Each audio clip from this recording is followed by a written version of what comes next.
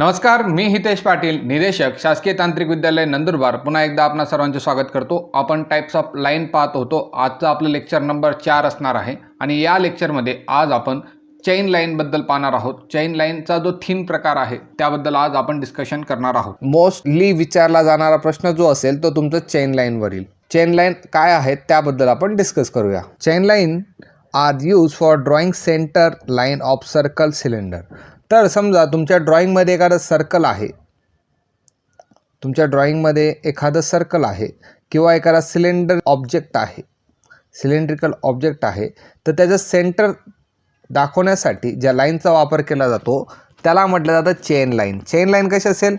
एक लांब असेल, एक छोटा असेल, लांब छोटा लांब छोटा. तर ही जी लाईन आहे तिला चेन लाईन म्हटलं जातं.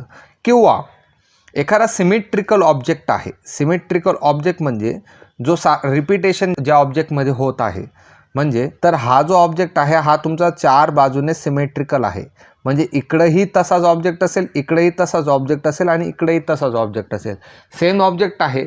तर एखादा व्यक्ती काय करेल, एखाद्या व्यक्तीला जर ह्या लाईनबद्दल चेन लाईनबद्दल माहिती असेल तर तो जो रिपिटेशनवाला ऑब्जेक्ट आहे पूर्ण ड्रॉ न करता तो फक्त आता यांनी काय केलं आहे, फक्त एवढाच ऑब्जेक्ट ड्रॉ केलेला आहे आणि त्या ऑब्जेक्टला कशाने बाउंड केलेलं आहे, तर ती जी लाईन आहे तिला चेन लाईनने बाउंड केलेलं आहे.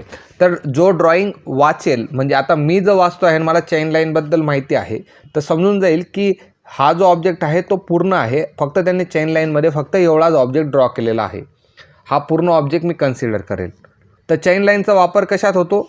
चेन लाईनचा वापर होतो की एखाद्या ऑब्जेक्टची सेंटर लाईन ड्रॉ करण्यासाठी. पहिले काय असेल? सेंटर लाईन ड्रॉ करण्यासाठी, एखाद्या ऑब्जेक्टची सेंटर लाईन ड्रॉ करण्यासाठी.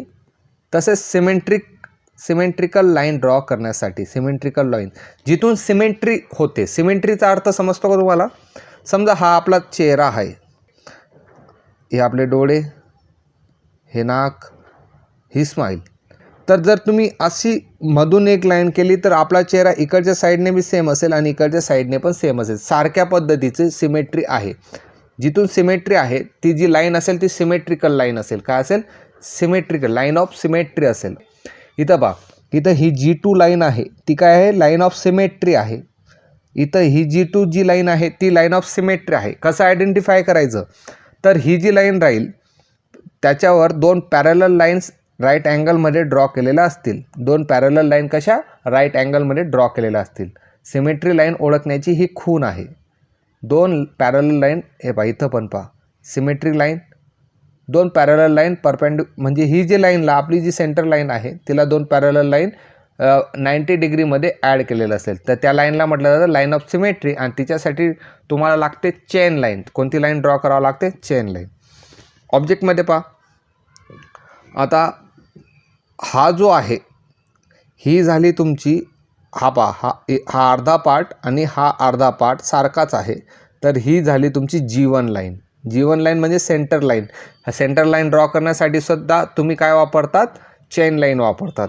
आणि G2 लाईन ही काय करते? तुमची सिमेट्री लाईन आहे. सिमेट्री लाईन आहे तर सिमेट्री लाईनसाठी तुम्ही G2 वापरतात. तर चेन लाईनबद्दल दोनच पॉईंट लक्षात ठेवा. लाईन ऑफ सिमेट्री आणि सेंटर लाईनसाठी आपण ती वापरतो. पुढची लाईन आहे chain thick at ends changes of direction. Okay, ही लाईनबद्दल तिचं अप्लिकेशनच महत्त्वाचं आहे.